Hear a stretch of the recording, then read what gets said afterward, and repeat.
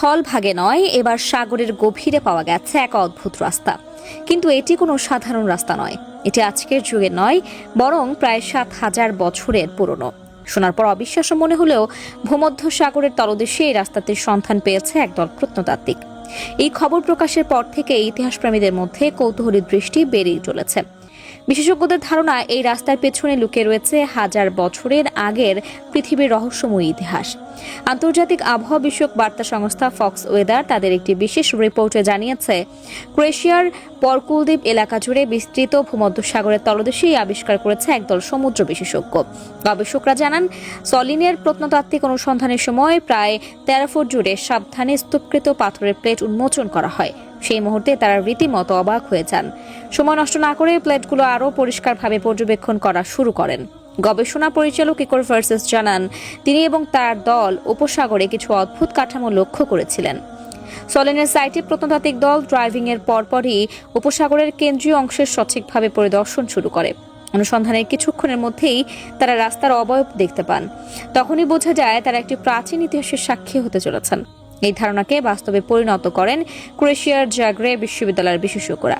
সংরক্ষিত কাঠের radio carbon পরীক্ষা থেকে জানা যায়, খুব সম্ভবত খ্রিস্টের প্রায় 4,900 বছর আগে সেখানে কোনো এক জনবসতি ছিল। তার আরও 7,000 বছর আগে এই পথগুলো ভ্রমণের জন্য ব্যবহৃত হতো। এই তথ্যের ভিত্তিতে ইতিহাসবিদরা ধারণা করছেন, এই রাস্তা সম্ভবত ক্রোয়েশিয়ার একটি দ্বীপকে হাভার সংস্কৃতির নিমজ্জিত প্রাগৈতিহাসিক শহরের সঙ্গে সংযুক্ত করত। রাস্তার অবস্থা এই মতকে আরও শক্তিশালী করছে। গবেষকরা আরও জানিয়েছেন, ক্রোয়েশিয়ার প্রাচীন সভ্যতায় বসবাসকারী মূলত পশুপালক ও কৃষক ছিলেন।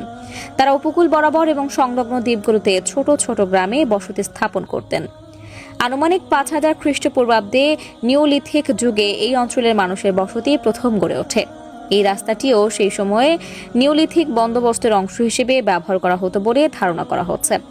গবেষকদের প্রধান আরও জানান, তারা যে এলাকায় অনুসন্ধান শুরু করেছিলেন সেটি সলিন সাইটের মধ্যে সবচেয়ে ভালো সংরক্ষিত হাভার সংস্কৃতির সাইটগুলোর একটি। এই এলাকা প্রাচীন কৃষি বসতিগুলি এবং সামাজিক কাঠামো সম্পর্কে আগের থেকে স্পষ্ট ও যুক্তিসঙ্গত ধারণা প্রদান করছে। একই সঙ্গে দৈনন্দিন জীবনযাত্রার গুরুত্বপূর্ণ দিকগুলো উঠে এসেছে। গবেষকদের আবিষ্কারের পর একটি ভিডিও প্রকাশ করা হয়, যেখানে রাস্তার অবকাঠামো স্পষ্টভাবে দেখা যায়। অনুসন্ধান শুরু হয় সমুদ্রের তলদেশ থেকে। এরপর বাকি এলাকা তদন্ত করা হয়। করপুলা দ্বীপের ভেলা লুকাতে গ্রাইটিনা উপসাগরের কাছাকাছি এলাকা লক্ষ্য করা হয়। এই সময়ে তারা বিভিন্ন নিওলিথিক নিদর্শন, যেমন ফ্র্যাঙ্ক ব্লেড মিলের টুকরো ও পাথরের খণ্ড আবিষ্কার করেন। এসব নিদর্শনের মাধ্যমে ইতিহাসবিদরা এলাকার প্রাচীন সভ্যতা সম্পর্কে স্পষ্ট ধারণা পেতে সক্ষম হন।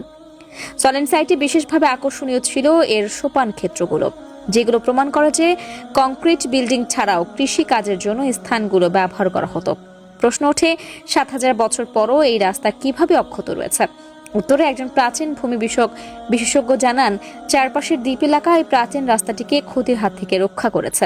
এই আবিষ্কার ইতিহাসপ্রেমী ও বিজ্ঞানী সমাজকে দিচ্ছে নতুন দিক নির্দেশনা। আরও গবেষণার মাধ্যমে ক্রোয়েশিয়ার প্রাচীন সভ্যতা ও পৃথিবীর ইতিহাসের আরও অজানা অধ্যায় উন্মোচিত হবে। আজকের জন্য এই পর্যন্তই। দর্শক, আপনি সুস্থ থাকুন, ভালো থাকুন, নতুন তথ্যের জন্য চোখ রাখুন। 24 ঘন্টা নিউজের সঙ্গে থাকার জন্য ধন্যবাদ।